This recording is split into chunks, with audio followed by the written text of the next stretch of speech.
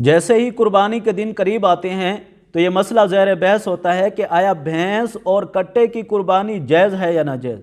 اس بارے میں یہ بات ذہن نشین فرما لیں کہ حضور صلی اللہ علیہ وسلم کے زمانہ میں اور صحابہ کرام کے زمانہ میں کوئی اختلاف نہیں تھا، اور یہ اختلاف بھی ایسا ہے کہ اس میں تمام مکاتب فکر ایک طرف ہیں اور اہل حدیث کے بھی دو گروہ ہیں۔ اکثریت اس کے اب جواز کے قائل ہیں، چند ہیں جو اس کے عدم جواز کے قائل ہیں، جو کہتے ہیں کہ بھینس اور کٹے کی قربانی جائز نہیں ہے۔ اس بات کو سمجھنے کے لیے سب سے پہلی چیز ہمیں یہ سمجھنی ہوگی کہ اللہ رب العزت نے کون سی آیت میں قربانی کا حکم دیا ہے۔ سورۃ الحج آیت نمبر 34 میں اللہ فرماتا ہے وَلِكُلِّ أُمَّةٍ جَعَلْنَا مَنْسَكًا لِيَذْكُرُوا اسْمَ اللَّهِ عَلَىٰ مَا رَزَقَهُم مِّن بَهِيمَةِ الْأَنْعَامِ، اور ہم نے ہر امت کے لیے قربانی مقرر کی تاکہ وہ پالتو چپائے قسم کے جانور پہ اللہ کا نام ذکر کریں۔ بہیمۃ الانعام پالتو چپائے قسم کے حلال جانور کو کہتے ہیں۔ اب اس کی تعریف میں کوئی بھی بھینس اور کٹے کو نہیں نکال سکتا، اس لیے کہ وہ پالتو جانور بھی ہیں، حلال جانور بھی ہیں اور چوپائے بھی ہیں، یہ اس میں شامل ہیں۔ اس کو کوئی بھی بہیمۃ الانعام کے لفظ سے نہیں نکال سکتا۔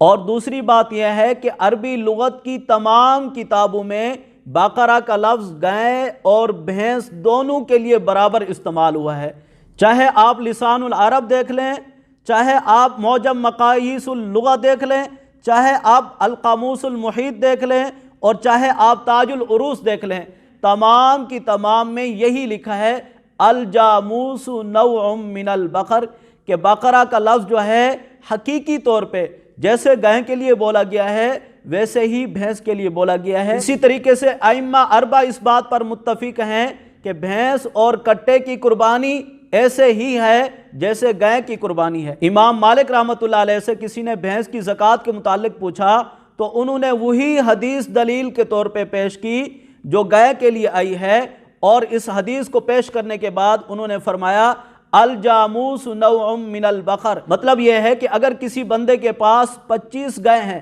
5 بھینسیں ہیں تو اس پہ زکوٰۃ فرض ہے۔ اسی طرح کسی بندے کے پاس 20 بھینسیں ہیں اور 10 گائے ہیں تو اس پہ زکوٰۃ فرض ہے۔ زکوٰۃ کے نصاب میں گائے اور بھینس دونوں کا حکم برابر ہے اور اس میں کسی کا بھی کوئی اختلاف نہیں ہے۔ ائمہ اربعہ اہل لغت سب اس بات پر متفق ہیں کہ گائے بھینس ان کا نصاب زکوٰۃ بھی برابر ہے، اور گائے کے گوشت کھانے میں، بھینس کے گوشت کھانے میں، بھینس کے دودھ پینے میں اور قربانی کے متعلق تمام کے تمام متفق ہیں، کسی کا کوئی اختلاف نہیں۔ اور بہیمۃ الانعام کی تشریح سورۃ الانعام کی آیت نمبر 143 144 میں کی گئی ہے، لیکن قربانی کے زمرے میں نہیں کی گئی، بلکہ حلال اور حرام ہونے کے زمرے میں وہاں پہ 8 جوڑوں کا ذکر کیا گیا ہے۔ کیوں؟ اس لیے کہ سورۃ الانعام میں قربانی کا ذکر ہی نہیں ہے، اور جہاں پہ اللہ رب العزت نے 8 جوڑوں کا ذکر کیا ہے وہاں پر تو سرے سے قربانی کا مسئلہ ہے ہی نہیں، وہاں پر تو مشرکین کی بعض غلط عادات کا رد کیا گیا ہے۔ یعنی جس چیز کو اللہ نے حلال کیا ہے انہوں نے خود ساختہ قانون بنا کے اپنے اوپر حرام کر رکھا تھا، اور جس چیز کو اللہ نے حرام کر دیا ہے اس کو انہوں نے اپنے اوپر حلال کیا تھا، اور اس کا تذکرہ پہلے موجود ہے۔ وَقَالُوا مَا فِي بُطُونِ هَٰذِهِ الْأَنْعَامِ خَالِصَةٌ لِّذُكُورِنَا وَمُحَرَّمٌ عَلَىٰ أَزْوَاجِنَا، تو اللہ رب العزت نے ان کے ان غلط عقائد کا رد کرنے کے لیے 8 جوڑوں کا ذکر کیا ہے، یعنی 4 ثمانیۃ ازواج من الضأن اثنین، اور ان کے مذکر مؤنث ملا کے 8 بن جائیں گے، ضان، ماز، ابل اور بقر۔ اب جو اہل حدیث حضرات کہتے ہیں کہ بھینس اور کٹے کی قربانی ناجائز ہے، ان کی دلیل یہ ہے کہ بہیمۃ الانعام میں 8 جانور ہیں، یعنی ضان، ماز، ابل اور بقر، ان کے مذکر اور مؤنث یہ 8 ہو گئے، ان میں بھینس ہے ہی نہیں، تو لہٰذا بھینس کی قربانی ناجائز ہے۔ یہ ان کی پہلی دلیل ہے۔ اب یہاں پر اس بات کو سمجھیے، پہلی بات تو یہ ہے کہ سورۃ الانعام کی جس آیت کو وہ بطور دلیل کے پیش کر رہے ہیں وہاں سرے سے قربانی کا ذکر ہی نہیں۔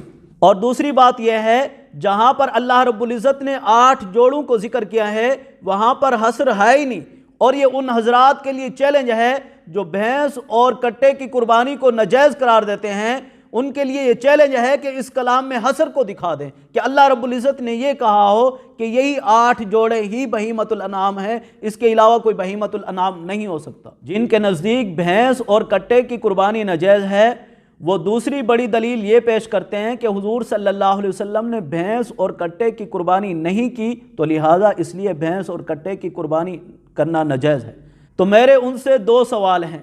پہلا سوال یہ ہے کہ آپ صلی اللہ علیہ وسلم نے زندگی بھر بھینس اور کٹے کا گوشت نہیں کھایا، تو وہ تمہارے ہاں کیوں حلال ہے؟ اگر یہی بات دلیل بنتی ہے کہ آپ صلی اللہ علیہ وسلم نے بھینس اور کٹے کی قربانی نہیں کی تو لہٰذا قربانی کرنا ٹھیک نہیں ہے، تو آپ صلی اللہ علیہ وسلم نے زندگی بھر بھینس اور کٹے کا گوشت بھی تو نہیں کھایا، پھر وہ کھانا تمہارے نزدیک کیوں جائز ہے؟ اسی طرح حضور صلی اللہ علیہ وسلم نے زندگی بھر بھینس کا دودھ نہیں پیا، تو وہ پینا تمہارے لیے کیوں جائز ہے؟ بلکہ تم پسند کرتے ہو، چائے بھی بھینس کے دودھ کی پینا پسند کرتے ہو۔ سوچنے کی بات یہ ہے کہ حضور صلی اللہ علیہ وسلم کی بھینس کی قربانی نہ کرنے کی وجہ سے وہ حضرات بھینس کی قربانی کو ناجائز قرار دیتے ہیں، تو پھر حضور صلی اللہ علیہ وسلم کے کبھی گوشت نہ کھانے کی وجہ سے اور بھینس کے دودھ نہ پینے کی وجہ سے بھینس کا گوشت اور بھینس کا دودھ کیوں حرام نہیں ہوا؟ وہ کیوں حلال ہے؟ اس کو کیوں استعمال کیا جاتا ہے؟ اصل بات یہ ہے کہ حضور صلی اللہ علیہ وسلم نے بھینس کی قربانی کیوں نہیں کی؟ اس لیے کہ عرب میں پائی ہی نہیں جاتی تھی، اور عرب کے کچھ علاقے ایسے بھی تھے جہاں بھینس پائی جاتی ہے، جیسے مصر کا علاقہ ہے، وہاں شروع سے قربانی چلی آ رہی ہے بھینس کی، اور اس میں کوئی اختلاف نہیں ہے، اور وسیع سطح پہ وہاں پہ بھینس کی قربانی ہوتی ہے۔ اگر یہی بات دلیل بنائی جائے کہ حضور صلی اللہ علیہ وسلم نے بھینس کی قربانی نہیں کی تو قربانی کرنا ٹھیک نہیں، تو حضور صلی اللہ علیہ وسلم نے یہ جو گائے گلگت اور بلتستان میں پائی جاتی ہے، آپ صلی اللہ علیہ وسلم نے کبھی اس کی بھی تو قربانی نہیں کی، یہ تو بکری سے بھی چھوٹی ہوتی ہے، اور اس کی قربانی کو تم بھی جائز قرار دیتے ہو۔ اسی طرح آپ صلی اللہ علیہ وسلم نے کبھی ٹیڈی بکرے کی قربانی بھی نہیں کی، اور اس کو تم بھی جائز قرار دیتے ہو۔ اصل بات یہ ہے کہ عربی کے ان الفاظ میں بڑی وسعت ہے۔ زان کا جو لفظ ہے جیسے بھیڑ پہ بولا جاتا ہے ویسے ہی دمبے پہ بولا جاتا ہے۔ اب ہمارے ہاں بھیڑ الگ قسم ہے، دمبا الگ قسم ہے۔ عربی زبان میں زان کہتے ہیں باریک بالوں والے پالتو چپائے جانور کو، یعنی جس کے اون ہو بال نہ ہوں، جس کو عربی زبان میں صوف کہتے ہیں، اور اس میں بھیڑ اور دمبا دونوں کی اون ہوتی ہے، اس لیے دونوں جو ہیں زان کے لفظ میں شامل ہوئے۔ اسی طرح دوسرا لفظ ہے من الضأن اثنین ومن المعز اثنین۔ معز کا جو لفظ ہے اگر آپ اس کی وسعت کو دیکھیں تو اس وقت دنیا میں بکریوں کی 80 سے زیادہ قسمیں ہیں، اور تمام کی تمام عرب میں نہیں پائی جاتی، اور بالاتفاق تمام قسموں کی قربانی جائز ہے۔ ایک اہل حدیث عالم کو میں نے سنا جو فرما رہے تھے کہ سائنسی تحقیق کے مطابق بھینس اور بیل کی جفتی نہیں ہو سکتی، تو لہٰذا یہ دونوں الگ الگ قسمیں ہیں۔ کتنے افسوس اور دکھ کی بات ہے کہ عقلی دلیل کے ذریعے شریعت کے حکم کو ٹھکرایا جا رہا ہے ان حضرات کی طرف سے جن کا دعویٰ یہ ہے کہ ان کا ماخذ قرآن اور حدیث ہے، وہ اس سے آگے پیچھے نہیں ہوتے۔ آج وہ سائنسی اور عقلی دلائل کی بنیاد پہ شریعت کے حکم کو رد کر رہے ہیں۔